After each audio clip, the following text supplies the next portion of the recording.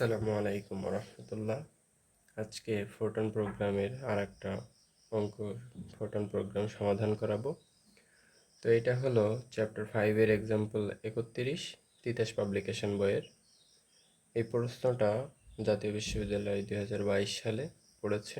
তো প্রশ্নটাতে বলা আছে, একটি অ্যালগরিদম এবং ফোরটন প্রোগ্রাম লেখো যা একটি পূর্ণ সংখ্যা n পড়বে এবং n মৌলিক কিনা তা নির্ণয় করতে হবে। কি বলা আছে, nটা হলো পূর্ণ সংখ্যা অর্থাৎ সেটা মাইনাস সংখ্যাও হতে পারে, আবার প্লাস সংখ্যাও হতে পারে, এবং সেই সংখ্যাটা মৌলিক কিনা সেটা নির্ণয় করবে এমন একটা ফোরটন প্রোগ্রাম লিখতে বলেছে। তো আমরা ফোরটন প্রোগ্রামটা আগেই লিখে ফেলেছি। আমি এখন প্রত্যেকটা লাইনের ব্যাখ্যা দেবো ইনশাল্লাহ। আচ্ছা, তো প্রথমে আমরা প্রোগ্রামটাকে অর্থাৎ রিড স্টার কমা এন, মানে রিড স্টার এটা ব্যবহার করলে কি হয়, যেটা দিব সেটাও পড়বে আসলে কি আছে, এনটা কি আছে সেটা। তো রিড স্টার দিয়ে এন দেওয়া, এটা পড়লো। আচ্ছা, এরপর আমরা ইফ দিয়েছি। ইফ এন এটা দ্বারা বোঝাই লেস দ্যান ইকুয়াল,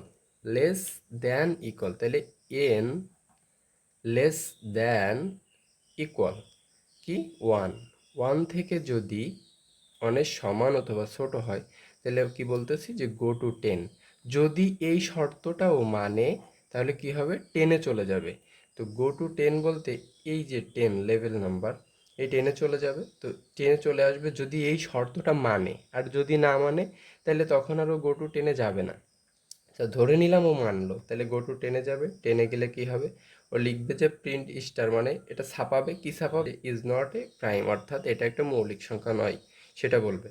তাইলে যখন ওয়ানের সমান হচ্ছে এবং ছোট হচ্ছে, তাহলে 1, তার থেকে 0, তার থেকে -1, এইভাবে চলতে চলতে -ইনফিনিটি পর্যন্ত, যেগুলোর একটাও মৌলিক সংখ্যা নয়। এজন্য সেটা যখন এই শর্তটা মানবে তখন সেটা মৌলিক সংখ্যা হবে না, সেটা বলে দেবে 10 নম্বর লেভেল নাম্বার। এটা বলা আছে ইজ নট এ প্রাইম। আচ্ছা, যদি এই শর্তটা না মানে তাহলে কি হবে, তখন সে পরেরটাই যাবে। পরেরটাই গেলে কি হবে, যে বলা আছে এফ এন, এটা বলতে বোঝায় ইকুয়াল, এন ইকুয়াল যদি 2 হয় তাহলে কি করবে, গো টু 7-এ যাবে। 7-এ যাবে কেন, তো 7 বলতে ও যদি এই শর্তটা মানে n ইকুয়াল 2 হয় তাহলে কি করবে, 7-এ যাবে। Print n is a prime, অর্থাৎ তখন এটা একটা মৌলিক সংখ্যা, অবশ্যই 2 একটা মৌলিক সংখ্যা। এজন্য আমরা এই যে 2টাকে তখন সে মৌলিক সংখ্যা বলবে এবং ছাপাবে। আচ্ছা, যদি এই শর্তটা না মানে, তো আমরা পরবর্তী লাইনে লিখেছি জে ইকুয়াল n/2। এখন জে ইকুয়াল n/2, তো আমরা ধরে নিলাম যে n এর মানটা হলো 13। আচ্ছা, এখন 13 অথবা ধরলাম যে 18 ধরলাম। তো এখন জে ইকুয়াল n/2 দেওয়ার কারণ হলো, আমরা মূলত মৌলিক সংখ্যা কাদেরকে বলি, মৌলিক সংখ্যা তাদেরকেই বলি যাদের গুণনীয়ক 1 এবং সেই সংখ্যাটা, ধরলাম যে 13 মৌলিক সংখ্যা, তাহলে 1 এবং সেই সংখ্যাটা ছাড়া আর কোনো গুণনীয়ক থাকবে না। গুণনীয়ক যদি না থাকে তাহলে সেটা মৌলিক সংখ্যা হয়। কিন্তু এখানে যদি আমরা 18-র ক্ষেত্রে গুণনীয়কগুলো বের করি তাহলে কি হয়, 1 গুণ 18, 2 গুণ 9, তো 3 গুণ 6, এভাবে বের হবে আর কি, এই কটা। অর্থাৎ গুণনীয়ক হচ্ছে 1 2 3 6 9 18। এখন এখানে যদি খেয়াল করা হয় তাহলে দেখা যায় যে এই সংখ্যাটার গুণনীয়ক 9, মানে ওই সংখ্যাটা বাদে সর্বোচ্চ গুণনীয়কটা 9, যেটা 18-কে 2 দিয়ে ভাগ করলেই পাওয়া যায়, মানে 9 সর্বোচ্চ। অর্থাৎ আমরা জে ইকুয়াল n/2 দ্বারা বলতে বোঝাই যে আমরা এই যে যেটাকে কাউন্ট করব, যেটাকে যে লুপে চালাবো, সেটা হলো এটার অর্ধেক পর্যন্ত কাউন্ট করলেই হচ্ছে, অর্থাৎ সংখ্যাটা সম্পূর্ণ শেষ পর্যন্ত কাউন্ট করা লাগবে না, তো অর্ধেক পর্যন্ত গেলেই হবে। অর্থাৎ যে একটা সংখ্যার গুণনীয়ক সেই সংখ্যা বাদে তার অর্ধেকের বেশি হতে পারে না, সেই সংখ্যাটা বাদে বাকি গুণনীয়কগুলো ওইটার অর্ধেকের বেশি হইতে পারে না, কখনোই হয় না। তো সেক্ষেত্রে আমরা J equal N by two নিয়েছি। আচ্ছা, তো তারপর J equal N by two নিয়েছি। তো এরপর কে ইকুয়াল একটা ধরেছি কি টু, কে ইকুয়াল টু ধরেছি। 5 নম্বর লেভেলটা, এটাই বলা আছে if N equal N equal কি হয়, যে এন ভাগ কে স্টার কে যদি এটা হয়, এন ইকুয়াল যদি এইটা সমান হয়, এন এবং এইটা যদি সমান হয়, তাহলেই ও গো টু টেনে যাবে। আচ্ছা, এখন বিষয় হলো এইটা দ্বারা এই যে N by K into star K, এটা দ্বারা আমরা কি বোঝাই, যে এন ভাগ কে স্টার মানে গুণ কে। তো এটা দ্বারা তো সিম্পলি আমরা বুঝি এই কে আর এই কে কাটা যায়, তাহলে এনই হয় সব ক্ষেত্রেই, তাহলে তো এন আর এন সমান হয়ে গেল, তাই না? কিন্তু আসলে সেটা না। এখানে বিষয়টা হলো আমরা ধরলাম যে এন ইকুয়াল 13।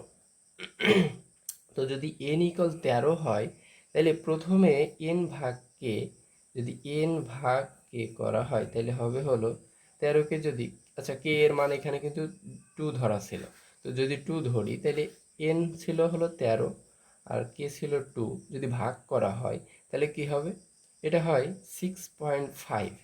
কিন্তু বিষয় হলো এই প্রোগ্রামটাই সম্পূর্ণ পূর্ণ অংশ নিবে, দশমিক অংশ নিবে না, দশমিক অংশটা নিবে না।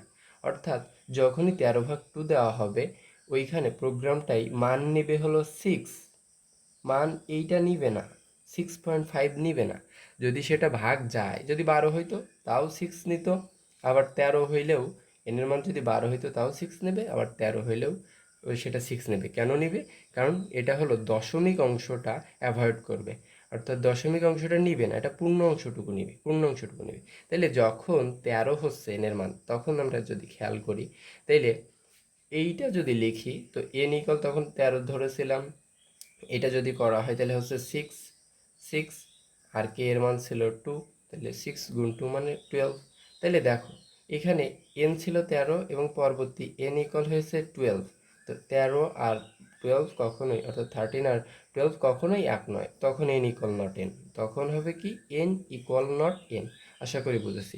যখন দশমিক হবে তখন দশমিক অংশটাও নিবে না, জাস্ট পূর্ণ অংশটুকু নিবে, 6 নিবে। যদি 17 হইতো তাহলে পূর্ণ অংশটুকু নিত, 17কে যদি 2 দিয়ে ভাগ করা হয় তাহলে হয় 8.5। তো তখন এটা 8 নিত, 8.5টাকে আর নিত না।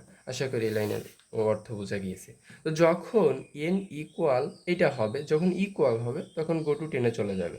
তাহলে যদি ইকুয়াল হয়, এই শর্তটা যদি মানে, তখনই সে টেনে যাবে। টেনের কি ছিল, যে print star N is not a prime, তখন বলবে যে এনটা একটা মৌলিক সংখ্যা নয়। আচ্ছা, যদি এই শর্তটা না মানে, যদি এন ইকুয়াল এইটা না হয়, তাহলে সেক্ষেত্রে কি হবে, সেক্ষেত্রে পরের ধাপে যাবে। পরের ধাপে কি, পরের ধাপে K equal k plus one, K equal k plus one মানে কে এর মান ছিল 2, তার সাথে 1 যোগ করে 3 হবে। তো পরবর্তীতে ও কে এর মান 3 ধরবে। আচ্ছা, এরপর আছে if k less than equal J, if k less than equal J, k less than equal J, অর্থাৎ কে যদি জে এর সমান অথবা ছোট হয়, তাহলে সেক্ষেত্রে কি করবে, গো টু 5, তখন সে 5-এ যাবে। যদি এই শর্তটা মানে, তখন সে 5-এ যাবে। এখন কেন কে যদি জে এর ছোট হয়, সেটা ছোট অথবা সমান হয় 5-এ যাবে, কেন যেতে বললো? কারণ আমরা আগেই বলে নিছিলাম যে জে ইকুয়াল এন ভাগ 2, অর্থাৎ এনটা যদি 13 হইতো বা এনটা যদি 18 হইতো, জোড় সংখ্যা কেন ধরতেছি, যে 2 দিয়ে ভাগ করলে সুবিধা হচ্ছে এই জন্য। তো বাই 2 তখন 9 হচ্ছে, অর্থাৎ এই যে সর্বোচ্চ গুণন, ওই সংখ্যাটা বাদে সর্বোচ্চ গুণনীয়ক কি ছিল, 9 ছিল, মানে ওটাকে আমরা 9 পর্যন্ত নিয়ে যাব। ওই এক এক করে কে এর মান এক এক করে বাড়বে এবং সেটা দিয়ে ভাগ করবে, ভাগ করবে, গুণ করবে, যদি মিলে যায় তাহলে কি হবে, তখন সে গো টু টেনে চলে যাবে। না মিললে তখন সে পরে আবার ধাপে ধাপে করবে। যখনই মিলে যাবে, যদি একটা মিলে যায় তখন কি করবে, একটা মিলে গেলেই সে গো টু টেনে চলে যাবে। তখন কি হবে, ওই সংখ্যাটা আরও ধরবে না, বলবে যে ওইটা হলো মৌলিক সংখ্যা নয়। আচ্ছা, যদি একটাও না মেলে তখন সে বলবে যে হ্যাঁ এটা হলো। তখন কি, যখন একটাও না মিলবে, অর্থাৎ যখন এই যে এইটা হবে যে কে এই শর্তটা মানা পর্যন্ত, অর্থাৎ কে এর মান যখনই যে থেকে বড় হয়ে যাবে, যে এর থেকে কে এর মান যখনই বড় হয়ে যাবে তখন এই শর্তটা মানবে না, এই শর্তটা মানবে না এবং কি করবে, গো টু ফাইভে চলে যাবে।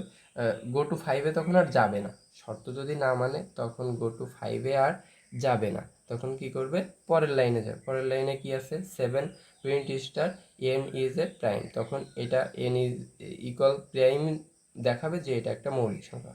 তো মৌলিক সংখ্যাটা তখন সে এইভাবেই বের করবে যে এন ইজ এ মৌলিক প্রাইম, তখন এন একটা মৌলিক সংখ্যা। তারপর কি করবে, গো টু 20, গো টু 20 মানে তখন এই 10 লেভেলের এটা স্কিপ করবে এবং সে 20তে চলে যাবে। 20তে কি আছে, স্টপ, তারপরে এন্ড।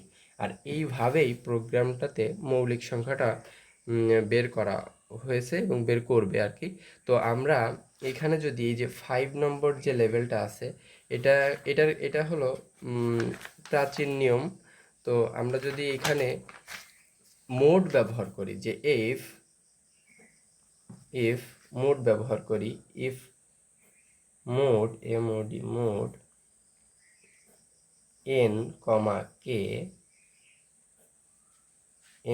কে ইকুয়াল ইকিউ 0 হয়, এই ইকুয়ালের আগে পরে অবশ্যই ফুল স্টপ দিতে হবে। তো ইকুয়াল 0 হয়, তাহলে কি করবে, গো টু 10।